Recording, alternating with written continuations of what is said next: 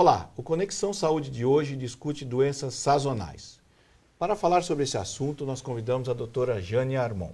Jane Armon é doutora em saúde pública pela USP, professora da Faculdade de Medicina da Unisa e professora do mestrado em Ciências da Saúde da Unisa. Doutora Jane, muito obrigado pela sua presença. Eu que agradeço, é um prazer estar aqui, eu quero cumprimentar a todos. Principalmente, é importantíssimo estar aqui para discutir um assunto que possa orientar as pessoas que nos ouvem quais são as doenças que são esperadas de acordo com a estação do ano, vamos começar pelo inverno, e como fazer para se prevenir e, se não conseguir a prevenção após adquirir a doença, como fazer para que ela não piore e não se agrave. Nós temos uma lista aqui de doenças de inverno. Então vamos começar pela gripe e resfriado. Tem diferença entre gripe e resfriado e quais são as características de cada uma? Normalmente as pessoas acham que gripe e resfriado é a mesma coisa, né? Rarissimamente alguém fala, estou resfriada. As pessoas falam, estou com uma gripe danada, né? Existe diferença sim, Cláudio. O resfriado é uma coisa bem mais simples, né? Os vírus que ocasionam o resfriado são vírus diferentes daqueles que ocasionam a gripe. Geralmente o quadro clínico é muito brando, a pessoa tem uma coriza, uma tossinha às vezes seca, não tem uma prostração, rarissimamente a pessoa tem febre. Que a pessoa tem um mal-estar, uma falta de apetite, uma coriza e uma tossinha, mais nada. O resfriado ele pode evoluir para uma gripe ou não? Geralmente o resfriado ele é autolimitado, né? Os vírus que causam resfriado são vírus um pouco mais brandos do que aqueles que ocasionam a gripe, e o resfriado ele tem uma duração de no máximo 5 dias, como uma virosezinha qualquer. Não há tratamento, né? O que a gente pede para as pessoas fazerem? Tomarem muito líquido, se alimentar bem, né? Um certo repouso, afastamento das pessoas que fazem muita atividade física, um discreto afastamento, mas é uma coisa autolimitada, com 5 dias nós não temos mais nada. A gripe já é um pouco diferente. Então a gripe ela é ocasionada por um outro tipo de agente, né, principalmente da família do influenza, né, e nós temos outras que causam a gripe também, como o famoso H1N1, que está por aí. Né? As pessoas esquecem um pouco do H1N1, mas ele está por aí, e a gripe é um quadro mais grave, né? Mais grave em relação ao resfriado, né? A pessoa tem um mal-estar muito grande, uma fraqueza muscular, que a gente chama de astenia, inapetência, febre, a febre pode chegar a ser alta, uma tosse bastante seca no começo, mas pode ser uma tosse produtiva depois, e uma secreção mais espessa do que a gente encontra no resfriado. A gripe, ela pode evoluir para quadros um pouco mais graves, tá? Já o resfriado, não. Quer dizer, as pessoas podem morrer por uma gripe, por exemplo? Ou ela evolui... Ela pode morrer por uma gripe que evolui mal para uma pneumonia. Tá? Mas dificilmente a pessoa vai morrer de um resfriado. Mas a gripe pode evoluir para um quadro mais grave, de uma pneumonia, e aí sim você pode ter um desfecho desfavorável. O que eu gostaria de deixar aqui, Cláudio, que eu acho que é a importância desse seu programa, né? Fazer que as pessoas conheçam o que os espera em cada estação e como se prevenir, não é? Então, assim, para os dois casos, tanto como a da gripe como do resfriado, a lavagem de mãos é importantíssima. Quando houve o H1N1, todo mundo lavava a mão. O álcool era uma coisa assim, já era uma coisa de cabeceira. Sim, hoje você encontra ainda em alguns lugares. Restaurantes, eles costumam ter, né? Mas as pessoas... Está lá instaladinho, né? Mas você não vê as pessoas com aquele afã de lavar as mãos, passar álcool, não. Né? Quando as pessoas pegavam nas maçanetas, pegavam nos corrimãos, né? As pessoas lavavam a mão, passavam álcool. Não, hoje em dia as pessoas parece que passou aquela epidemia do H1N1, então as pessoas esqueceram. Mas a prevenção é a mesma. Então, continuar lavando bem as mãos, se puder passar álcool, quando não puder lavar as mãos, tá? A alimentação no inverno é uma alimentação que ela tem que ser muito adequada para a época do inverno, né? É um pouco mais calórica, um pouco mais nutritiva, né? E líquido. As pessoas devem tomar muito líquido. No inverno, às vezes, quando não está muito seco o tempo, a gente esquece de tomar água, o que a gente faz mais no verão. Mas é importantíssima a hidratação no inverno. Ela funciona como um preventivo até para esse tipo de quadro. E quando o quadro já está instalado, mais hidratação ainda nós vamos ter que fazer. O tratamento dos dois é um tratamento que a gente diz sintomático, não é? É um antitérmico para abaixar a febre, e antibióticos só em último caso prescrito pelo próprio médico, no caso da gripe. No resfriado, jamais. A gripe, existe diferenças de gripe? Por exemplo, a gente toma até aquela vacina da gripe para os idosos. Não é só para os idosos? Não é para... O que acontece? Qual é a população mais suscetível a ter quadros de gripe que possam se agravar? Mais suscetível, sim, mais provável que essas pessoas tenham, né? Os idosos, a partir de 60 anos, a gripe evoluindo para um quadro de pneumonia era uma causa importante de mortalidade nos idosos, até o advento da vacina que começou aqui no município de São Paulo em 98. São Paulo foi precursor aí da vacina para a gripe. Começamos a vacinação em 98. Por quê? Pensando nos idosos, para diminuir a morbimortalidade nos idosos. Bom, assim como os idosos, as crianças abaixo de 2 anos e principalmente abaixo de 1 ano são também suscetíveis a evoluir uma gripe ou com um quadro mais grave, uma pneumonia, uma broncopneumonia e vir a óbito. Então, a faixa etária que foi priorizada pelos serviços de saúde, né, foi a faixa dos idosos e a faixa de criança abaixo de 2 anos.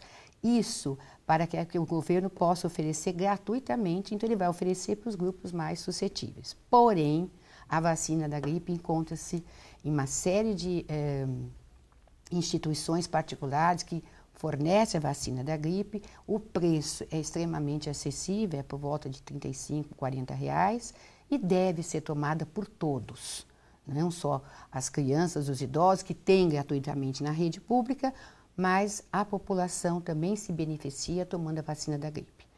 Ela também é indicada, Cláudio, para as pessoas que têm problemas cardiológicos, as pessoas que têm insuficiência cardíaca, as pessoas com diabetes, também são pessoas suscetíveis. Isso, né?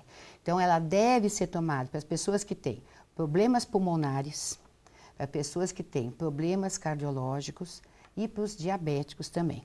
Então, a vacina ela deve ser tomada. Quanto mais pessoas na população tomarem a vacina, melhor seria para a população em geral. Lógico, priorizou-se no serviço as faixas etárias, né? A mais baixa e a mais alta. São as mais suscetíveis. São as mais suscetíveis. Porém, todos nós devemos nos imunizar. Asma e bronquite são semelhantes ou não? As duas podem apresentar até um quadro clínico semelhante. Elas ocorrem por uma inflamação da mucosa dos brônquios. Veja, só que a bronquite ela pode ser ocasionada por um vírus, uma bactéria, a pessoa desenvolver uma inflamação em nível dos brônquios e ter um quadro de uma falta de ar importante, aquela chiadeira no peito que as mães referem bem, a chiadeira, né, que fica sibilando, né, o gatinho no peito. E a asma, ela é também por uma inflamação, porém, ela é causada por agentes externos, por exemplo, agentes que a gente fala, agentes alérgenos, né? Que pode ser os famosos ácaros, que todo mundo já sabe aonde tem os ácaros, nas roupas, nos colchões, nos tapetes, nas normalmente cortinas. No inverno que a gente tira aquela roupa toda aquela roupa toda, a lã, isso, a lã, os cobertores, né? Os cachecóis, aquela coisa toda que ficou um tempão guardado, né? E além dos ácaros, o próprio pó que se acumula, né? Mofo, existem casas que são úmidas, então elas criam aquela camada de mofo, e são todos agentes que vão despertar um quadro, porque a asma é um quadro alérgico importante também, né? E isso vai despertar, então, uma inflamação dos brônquios e propiciar um quadro de asma. A bronquite geralmente é por um agente, é por um vírus, uma bactéria que causa uma inflamação nos brônquios e tem um quadro semelhante. O que acontece é que os agentes que são diferentes, mas o quadro de falta de ar, de chiadeira é muito semelhante. Alguma delas pode ser crônica, tipo assim... A asma geralmente é uma doença crônica, as pessoas podem levar... Ou seja, não tem cura? Ela pode levar esse quadro asmático pelo resto da sua vida, ela vai saber conviver com o problema. Não é? Ela vai saber evitar essa exposição aos alérgenos, como ácaros, pó, mofo. Isso ela tem que aprender a fazer, né? E muitas vezes ela requer um uso de um tratamento pela vida inteira, tratamento sempre prescrito pelo médico, pelo pneumologista, clínico ou pediatra, que vai indicar o tratamento ideal para cada caso. E ela pode acontecer pela vida inteira, né? Ela pode trazer alguma consequência física também para a pessoa? Ele tem o asmático, ele tem alguma característica física diferente das outras pessoas? Ele é mais mirradinho, eu diria, ou não? Não, não pode praticar esporte normalmente? Deve, né? Você vê que muitos nadadores, né, acho que o Cielo, né, não lembro se foi o Cielo, se eu fazer uma confusão, mas ele era uma criança que tinha problemas de asma na infância, começou a fazer natação, isso expande, né, a caixa torácica e tudo mais, e isso melhora muito a condição respiratória. Então, tem muitas crianças que praticam natação para melhorar a condição respiratória mesmo, para poder conviver com o seu quadro. E muitas vezes esse quadro ele vai diminuindo a frequência dos episódios durante a vida ou não, né? A pessoa mantém uma certa continuidade dos episódios, mas ela sabe controlar, existe tratamento e que dá para a pessoa viver muito bem com ela, tá?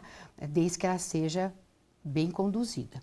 Como toda doença crônica tem que ser bem conduzida, né? Ela tem que ter um olhar diferente do profissional que cuida da pessoa que tem este problema, do asmático. Ele tem que ter um profissional com um olhar diferente de acompanhar esse indivíduo, que talvez ele acompanhe o indivíduo pela vida toda, né? E a frequência dos episódios vai depender aí do controle que o indivíduo tem sobre esses agentes aí externos que podem desencadear uma crise. A bronquite já é diferente, é um quadro mais focado, né? Então é um vírus, uma bactéria que ocasiona, então ele é mais limitado. A asma já não, ela pode perdurar por um bom tempo aí. E hoje, você diria que, por exemplo, os AMAs, os SUS, estão preparados para atender? Sim, estão. O pessoal da rede está preparado. Existem medicações próprias na rede. A rede hoje, ela não só atende o primeiro episódio, mas existem referências na rede de pneumologistas, etc., que podem conduzir o caso muito bem, tranquilamente, sem nenhum problema. Então, as pessoas que são usuárias do SUS, né, elas podem contar também com esse atendimento tranquilamente na rede.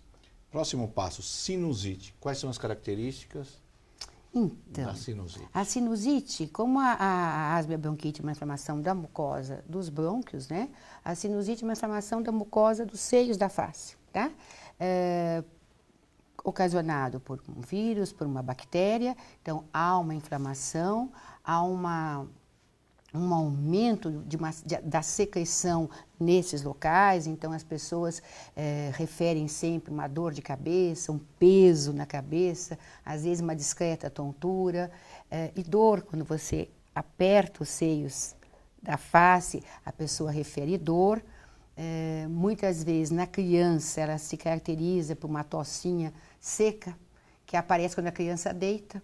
E quando ela deita, então toda a secreção começa a escorrer aqui pela rinofaringe, a criança aquela tosse persistente, desagradável à noite, vitimada muitas vezes por um quadro de sinusite. É um quadro que, dependendo se é um vírus, uma bactéria, os tratamentos são diferentes. Hoje, até um tempo atrás, já se usava antibióticos de rotina para o tratamento da sinusite. Hoje, a conduta está modificada. Então, a sinusite também ela deve ser tratada pelo profissional médico, tá? Não deve ser, vou na farmácia, compro remédio, compro um descongestionante, tomo não sei o quê. Não. Tá? Você pode perpetuar e agravar um quadro aí. Então, a sinusite tem tratamento sim, e ela é prescrita pelo médico. O que a gente pode fazer para ajudar? Manter sempre as nossas vias aéreas limpas. Como é que a gente pode fazer isso? Principalmente agora no inverno, que é esse tempo seco. Usar aquele famoso soro fisiológico, né? O soro fisiológico deve ser usado para limpar toda a mucosa nasal, os cílios da mucosa nasal, né? Para que eles possam filtrar o ar que entra, né? Então, você deve lubrificar com o soro fisiológico e sempre muito líquido, né? A gente fala, mas líquido é tratamento? É sim. Quanto mais líquido você ingere, menos densa fica a sua secreção e mais difícil de ela se acumular aqui nos seios da face, ocasionando a sinusite. E a pneumonia? Como é que anda a incidência de pneumonia? Que experiência a senhora tem? Que eu sei que a senhora tem um trabalho muito grande na Capela do Socorro. Se a senhora pudesse falar um pouquinho também. Quais são as características e os cuidados que a gente deve ter? Então, a pneumonia é uma doença famosa do inverno, né? Ela e a meningite são as doenças mais importantes no inverno, porque elas podem se tornar graves e pode levar até ao óbito, dependendo da faixa etária da pessoa que está acometida e também dependendo das condições, né, da pessoa, condições físicas, de alimentação e tudo que as pessoas estão acometidas, né? Então, a pneumonia ela é um quadro que pode ser grave, é um dos quadros importantes no inverno, é o nosso primeiro fantasma do inverno, né? E para isso, existem os mais acometidos são os idosos e as crianças, porém, a criança, ela atualmente está era mais acometida que o idoso, né? E para isso, o Ministério da Saúde, através de todas as suas secretarias, Estado e município, eles colocaram nos serviços públicos as vacinas contra o pneumococo, que é um dos principais agentes, o mais comum causador da pneumonia. E essa vacina, ela atinge todo, tipo assim, ela protege completamente? Completamente. Nós estamos hoje com pneumococo 7. De graça para a população? De graça. Nós tínhamos a pneumococo 7, que protegia contra 7 espécies de pneumococo. Agora nós já temos a pneumo 10, né? E essa vacina deve ser dada a 2, 4, 6 meses e aos 15 meses. Então, você imuniza a criança, tira a criança, né, desse perigo que é ter a pneumonia. E existe também a vacina antipneumocócica para os adultos. Essas, quando elas foram lançadas, propagava que tomava uma dose, depois repetia a cada 10 anos. Hoje já se sabe que uma dose da pneumocócica para o adulto protege praticamente quanto a vida inteira. E para a criança nós temos 4 doses a partir dos 2 meses de idade. E temos agora uma vacina com mais elementos, né, do pneumococo, que é a pneumo 10. Está na rede para todas as pessoas poderem tomar. Vamos falar então Aliás, agora, Cláudia, nós somos um país que nós somos, vamos dizer, abençoados em relação à vacina. Nós temos vacinas que protegem a população contra os principais tipos de agravos. Então, a população tem que vacinar, tem que levar seus filhos, os adultos têm que se vacinar. É extremamente importante e nós temos isso à disposição. Então, a gente não pode esquecer que nós fomos agraciados com uma série de vacinas, né, que vai nos prevenir contra os principais males que agraçam toda a população, criança, adulto, idosos, etc. Que faz parte do Sistema Único de Saúde. Que faz parte do sistema, o nosso famoso Sistema Único de Saúde. Que eu sei que você é uma defensora. Sou defensora. Vamos falar da meningite. Meningite. A meningite, nós já tivemos no passado uma epidemia séria, tivemos ela está presente, ela está controlada. Quais são os riscos hoje com relação à meningite e o que nós temos também de vacinas? Então, a meningite era dos fantasmas do inverno. Então, era a pneumonia e a meningite, né? E os quadros, né? Quais são os quadros para a mãe ficar atenta? A pneumonia é a tosse persistente, febre, muitas vezes uma dor, que as pessoas referem uma dor nas costas, né? A criança pode referir uma dor abdominal E o adulto refere uma dor nas costas. Uma dor nas costas quando eu tuço dói. Então, esse é um quadro que precisa ser pesquisado, né? Pode ser uma pneumonia. E febre, a febre alta, né? Uma apatia, uma astenia importante, é um quadro extremamente importante, que dependendo da condição socioeconômica da pessoa, ela vai ser hospitalizada ou não. Alguns quadros você pode tratar ambulatorialmente, outros, dependendo das condições clínicas do paciente, você tem que fazer uma internação. Tem que ser urgente. Todo caso de meningite Agora, internação? Agora, a meningite, sempre. A meningite meningocócica, que é a doença importante do inverno, é a meningite causada pelo meningococo, porque existem vários tipos de meningite, mas a que nos mais a vilã da história é a meningite por meningocócico. Todo caso tem que ser internado. Então, é um quadro que na criança, muitas vezes, ele é um quadro meio frusto, é uma febre alta, uma apatia, algumas vezes vômito, mas é aquela criança que não vai bem. A criança que começa com uma febre, ela começa a piorar, não consegue mamar, fica muito irritada, chora muito, você tem que pensar numa meningite. E o adulto é um quadro mais ou menos clássico, são os chamados vômitos a jato, a pessoa não tem uma náusea, uma ânsia de vômito, ela vomita a jato, uma dor aqui na nuca, tá? Prostração e febre alta, né? Então, esses quadros devem procurar imediatamente um pronto-socorro, né? E são casos que vão ser diagnosticados e internados, né? A meningite é uma doença que ela aparece muito no inverno, a gente já espera os casos de meningite no inverno, então a gente chama que a meningite é uma doença endêmica no inverno, ou seja, nós esperamos que ela apareça no inverno, tá?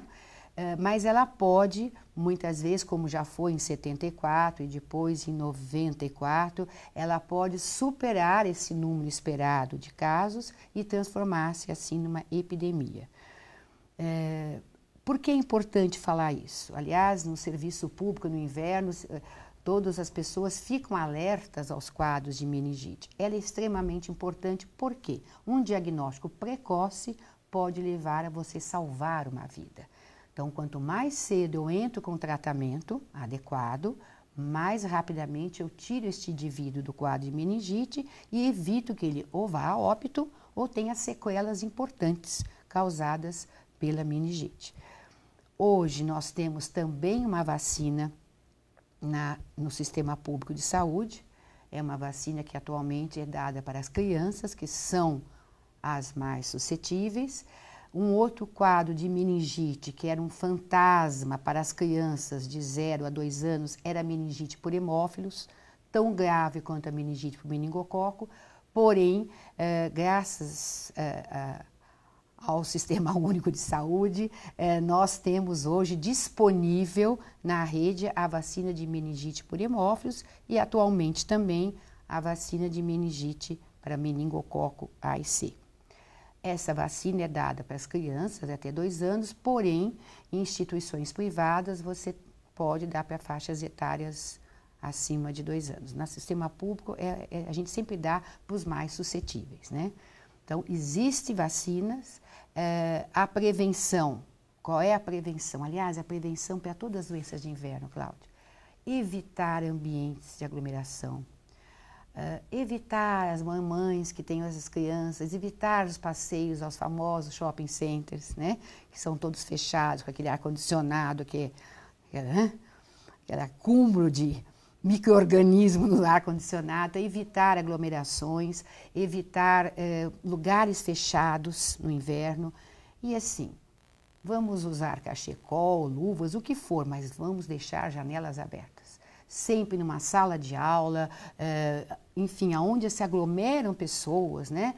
Vamos deixar as janelas abertas. Vamos nos agasalhar e vamos deixar a janela aberta para que o ar circule, para que aquele local não se torne uma estufa de micro-organismos que pode contaminar todos. Porque todas essas doenças que nós estamos conversando são de transmissão pelo ar e elas penetram no nosso organismo pela nossa árvore respiratória. Então, vamos deixar circular o ar, aqueles ônibus que a gente vê, né, tudo suando, aquelas janelas, né, que as pessoas fecham tudo, abre, deixa circular, agasalhe-se, tome água, lave as mãos e não fechem todas as janelas. Essas são as dicas de prevenção para todas as doenças respiratórias do inverno, inclusive para a meningite.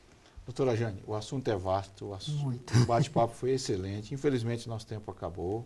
Muito Estamos à obrigado pela sua disposição participação. aqui. Obrigada a você, e é extremamente importante você difundir esse conhecimento. Você viu a dica da doutora Jane. Neste inverno, janelas abertas para o ar circular e muita água.